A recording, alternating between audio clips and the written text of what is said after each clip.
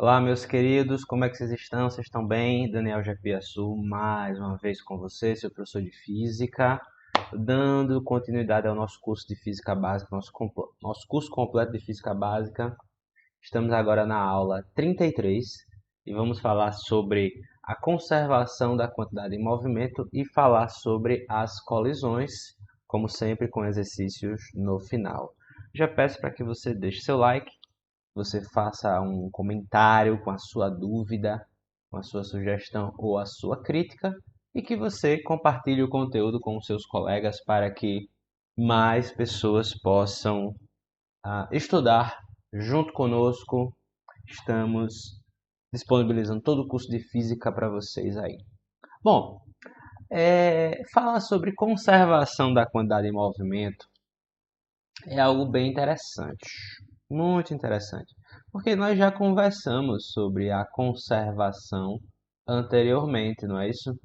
Nós já conversamos sobre o princípio da conservação da energia, por exemplo, né? E falamos com mais detalhes sobre as condições em que ocorre a conservação da energia mecânica. A quantidade de movimento tem uma ideia muito semelhante, não é? A quantidade de movimento em algumas situações para o sistema e não para um corpo só. O sistema é um conjunto de mais de um corpo.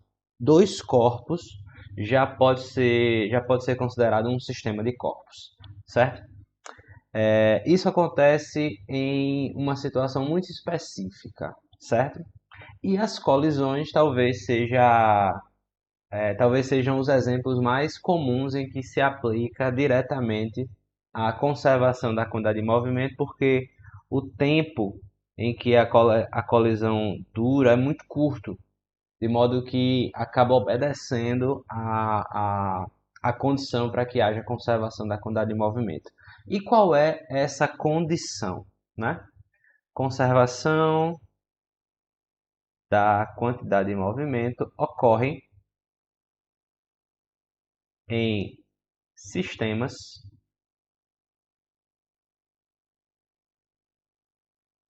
que ah, colocar assim, em sistemas com ausência de forças externas, com ausência de forças externas. Dá para a gente perceber essa ideia aplicando o teorema do impulso. A gente aplica o teorema do impulso, o que é que nós temos? Pelo teorema do impulso, o impulso ele é igual à variação da quantidade de movimento, ou seja, o impulso ele é a quantidade de movimento final menos a quantidade de movimento inicial. O que é que acontece se não há forças externas? Se não há forças externas, o impulso ele vai ser igual a zero, né? Ele vai ser igual a zero. Se o impulso é igual a zero, o que é que eu posso dizer das quantidades de movimento final e inicial? Essa diferença vai ser igual a zero, o que implica que a quantidade de movimento final vai ser igual à quantidade de movimento inicial. Como eu disse mais uma vez, isso acontece para um sistema de corpos, ok? Isso acontece para um sistema de corpos. Não funciona para um único corpo. Não funciona para um único corpo. Um exemplo interessante sobre isso. Quando, digamos que tem aqui, isso aqui é uma pista de gelo. Aí tem uma pessoa aqui em cima da pista de gelo com patins e outra pessoa aqui do lado dela também na pista de gelo com patins. A gente sabe que o atrito, né, numa pista de gelo, ele é muito pequeno, de modo que a gente pode considerar que não há forças externas horizontais, por exemplo. Então, se a pessoa número um, empurra a pessoa número 2, o resultado disso é que nós vamos ter a pessoa um, fiz a pessoa um maior do que a primeira, né? Ela vai estar se movendo para cá, vai ter uma velocidade 1. A pessoa 2 vai ter um movimento para o outro lado, velocidade 2, de modo que, inicialmente, a quantidade de movimento inicial do sistema é igual a zero, porque as duas estavam paradas, né? A velocidade inicial de ambas era igual a zero. Já no final, a pessoa número um tem uma quantidade de movimento, a pessoa número 2 tem outra quantidade de movimento, porém, a quantidade de movimento da pessoa um precisa ser igual à quantidade de movimento da pessoa 2 para que, quando somar, né, uma está positiva, outra é negativa por conta dos sentidos da velocidade, quando somar vai ser igual a zero. E como é que a gente pode garantir isso? Se a pessoa 2, por exemplo, for mais pesada que a pessoa um, né? Se nós temos, por exemplo, a pessoa 2 tem uma massa maior que a pessoa um. Isso quer dizer que a pessoa 2 vai ter uma velocidade menor para um lado e a pessoa um vai ter uma velocidade maior para o outro. Isso para garantir que a quantidade de movimento se conserve nesse sistema. Mais uma vez, a ideia de conservação ela combina com aquilo que a gente conversou na primeira aula que a gente falou sobre conservação da energia, né? A ideia da conservação na natureza é que não tem como ganhar uma grandeza sem que se compense na outra grandeza. No caso da quantidade de movimento, se nós temos uma massa muito maior, um corpo tem uma massa muito maior do que o outro, este corpo que tem uma massa muito maior vai ser mais lento. O corpo que tem uma massa bem menor vai ser mais rápido. Mas não existe nada, não tem vantagem ou desvantagem de ser mais lento ou mais pesado, de ser mais leve ou mais rápido. Não tem vantagem ou desvantagem. A vantagem ou a desvantagem vai aparecer dependendo daquilo que a gente quer alcançar, né, quando formos aplicar isso no nosso dia a dia, ok? Agora vamos falar sobre o exemplo mais famoso, ou pelo menos um exemplo mais claro, a respeito da conservação da quantidade de movimento, que são as colisões. Colisões, ou às vezes aparece choques. Não é o choque elétrico, tá?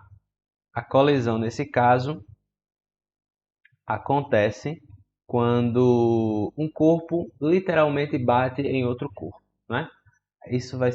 Essa é a representação da colisão que queremos falar. Em todas as colisões, a gente vai ter a conservação da quantidade de movimento, certo?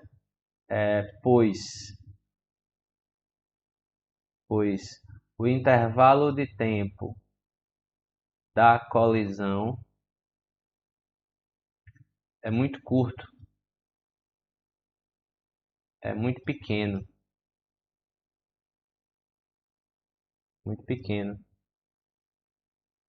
o que garante que não há a interferência de forças externas nesse ínterim. Só que existem, basicamente, a gente pode classificar as colisões entre três tipos. As colisões que são perfeitamente elásticas, perfeitamente elásticas. Nesse caso, as colisões perfeitamente elásticas, que são uma raridade, diga-se de passagem, porque o mundo não é perfeitamente elástico. Aqui não há dissipação de energia cinética. Não há dissipação de energia cinética. Ou seja, para colisões perfeitamente elásticas, a energia cinética final é igual à energia cinética inicial. Isso, mais uma vez, considerando o sistema. Só que existem outros tipos de colisão, né? Como eu citei, existe a colisão que a gente chama de colisão inelástica. Colisão inelástica, em que já há dissipação de energia. O que é que significa dissipar energia? É que a energia, a gente, poxa, mas perde energia, você não disse que a energia se conserva? A energia se conserva, só que quando a gente fala que há dissipação de energia, a gente está dizendo que aquela energia cinética que nós tínhamos no começo se transformou em algum outro tipo de energia que a gente não consegue mais usar para movimentar.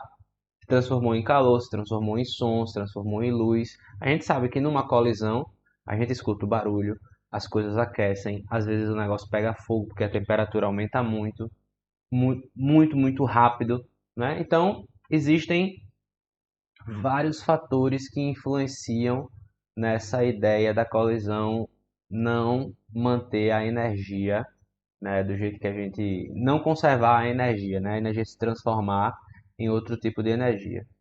E a terceira e última é a colisão totalmente inelástica.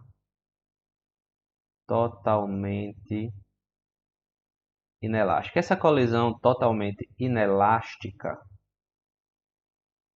ela ocorre quando os corpos eles eles saem juntos após a colisão. Eles saem juntos após a colisão. Por exemplo, se você vê algum filme, ou mesmo eu já presenciei ao vivo, né?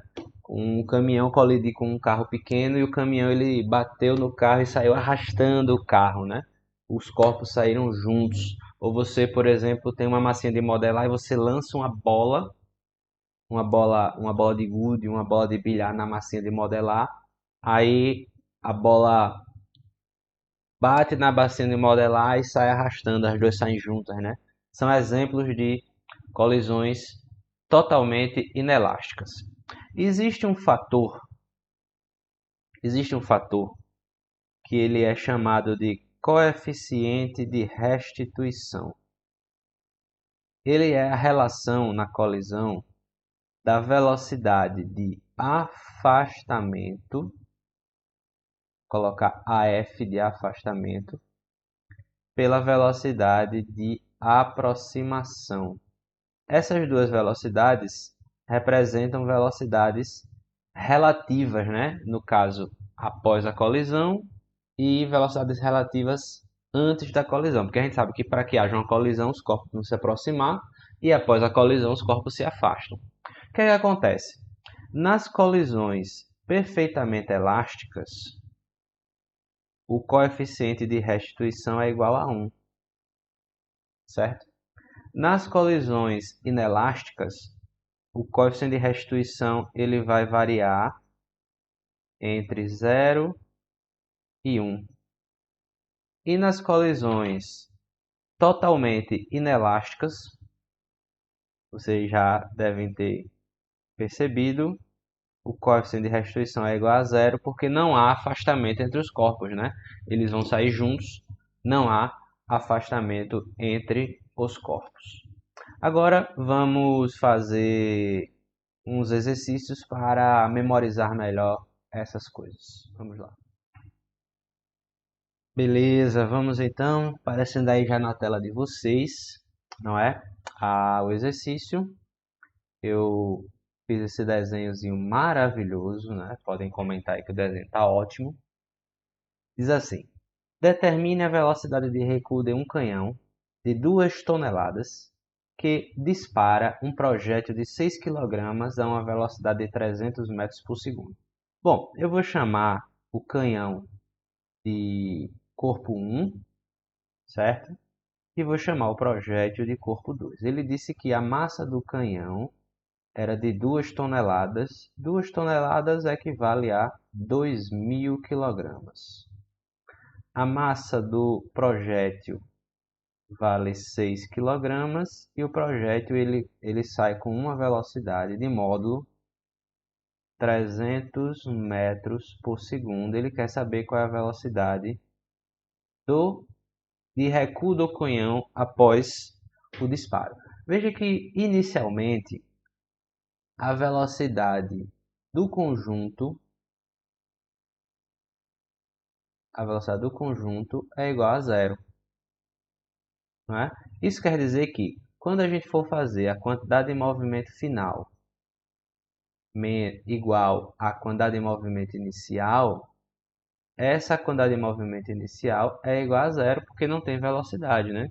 Então aqui nós vamos ter a quantidade de movimento 1 mais a quantidade de movimento 2, que aqui nós temos a massa do primeiro, velocidade do primeiro, mais a massa do segundo, velocidade do segundo. Tudo isso aqui é igual a zero, né? Igual a zero. 1 e 2 não é o antes e depois, né? 1 e 2 é o corpo 1 e o corpo 2. A massa do primeiro vale 2.000 kg. V1 eu vou considerar V1 positivo. A massa do projétil vale 6. V2 aponta para o outro lado, é negativo, então menos 300. Isso é igual a zero, né? V1 aponta para a esquerda, eu botei como sendo positiva. E aqui V2 apontando para a direita, eu botei negativa, só porque nesse caso a questão está pedindo quem é V1. Ok? Então o que é que nós vamos ter aqui? 2.000 vezes V1 igual. Isso aqui dá negativo, quando a gente passar para o outro lado fica positivo. 6 vezes 3 dá 18, então isso aqui fica 1.800, né? O que é que nós vamos ter? V1 vai ser 1.800 por 2.000. A gente pode simplificar 2 zeros em cima e embaixo. Nos resta 18 vinteavos, que simplificando em cima e embaixo por 2 fica 9 décimos. 9 décimos é a mesma coisa que 0,9 metros por segundo, que é o que está escrito aqui na letra E de esperança. Beleza? Agora vamos para a segunda questão, que já está aparecendo aí na tela de vocês. Mais uma vez um desenho maravilhoso. E fala assim essa questão. Um corpo A de massa 10 gramas, eu vou anotar o valor da massa do corpo A, 10 gramas, move-se sobre uma superfície lisa e horizontal, ou seja, não tem atrito, é tudo na horizontal, com a velocidade de 4 metros por segundo. Eu vou colocar isso como sendo a velocidade inicial de A, 4 metros por segundo. E colide com um corpo B de massa 20 gramas, corpo B de massa 20 gramas, que se encontra em repouso, caso a velocidade inicial de B é igual a zero. Após a colisão, o corpo A retrocede. Por isso que no meu desenho eu coloquei o corpo A aqui, ó. Está o corpo B, aqui está o corpo A, aqui está o corpo B, parado. O corpo A retrocede, né? A velocidade do corpo B em metros por segundo após a colisão é igual a... Bom, mais uma vez, né, houve uma colisão, nós vamos aplicar aqui a conservação da quantidade de movimento. No final, nós temos a quantidade de movimento do corpo A mais a quantidade de movimento do corpo B. Inicial, a mesma coisa, né? Quantidade de movimento inicial de A quantidade de movimento inicial de B, porém o B inicialmente é zero, porque ele está em repouso, né? Um detalhe, pessoal, vocês estão vendo a massa aí em grama e você vai dizer, poxa, precisa converter, né? Para converter essa massa é a mesma coisa que multiplicar, né, de grama para quilograma. Você multiplica por 10 a menos 3. Então aqui fica 10 vezes 10 a menos 3 e aqui fica 20 vezes 10 a menos 3. Porém, todos os fatores vão aparecer a massa multiplicado por 10 a menos 3, então a gente pode simplificar. Então no final das contas não vou nem levar esse 10 a menos 3 para não ficar carregando muito a nossa conta, tá bem? Bom, quantidade de movimento final de A é a massa de A, velocidade final de A. Quantidade de movimento final de B é a massa de B, velocidade final de B, que é justamente o que queremos, né? E aqui, massa de A, velocidade inicial de A. Agora vamos substituir os valores levando em consideração os sinais, né? Eu vou agora, dessa vez, adotar o positivo para a direita e o negativo para a esquerda. A massa de A vale 10, velocidade de A vale menos 1, né? Para a esquerda. Massa de B vale 20, velocidade de B nós queremos. Massa de A vale 10 e a velocidade inicial de A vale 4. Olha o que eu disse, né? A gente pode visualizar até nessa passagem. Aqui eu tenho, em todos os fatores eu tenho múltiplos de 10, então eu posso simplificar tudo por 10, né? Aqui por 10 dá 1, aqui por 10 dá 2, aqui por 10 dá 1. No final nós temos menos 1, aqui sobra menos 1, mais 2VB igual a 4. Ou seja, 2 vezes a velocidade de B é igual a 4 mais 1, que dá 5. A velocidade de B é igual a 5 sobre 2. E, finalmente, a velocidade do B vale 2,5 metros por segundo. Uma curiosidade que é um bom exercício. Calcula a quantidade de movimento inicial, usando os dados para o corpo A no início, e depois calcula a quantidade de movimento final para o corpo A, soma com a do corpo B final, considerando sempre o sinal, tá? E vê se o resultado é igual à quantidade de movimento final, né? É para dar exatamente o mesmo, né? Se não for assim, alguma coisa de errado aconteceu no raciocínio da questão, tá bem? Essa foi a nossa aula sobre conservação da quantidade de movimento e colisões. Torço para que tudo tenha ficado claro e entendido. Peço que você deixe seu comentário aqui com a sua dúvida. Deixe também seu like, vai encher o meu coração de alegria. Compartilhe o conteúdo, se inscreve no canal e até a nossa próxima aula, que vamos começar a falar sobre estática, equilíbrio, ok? Um grande abraço e até a próxima.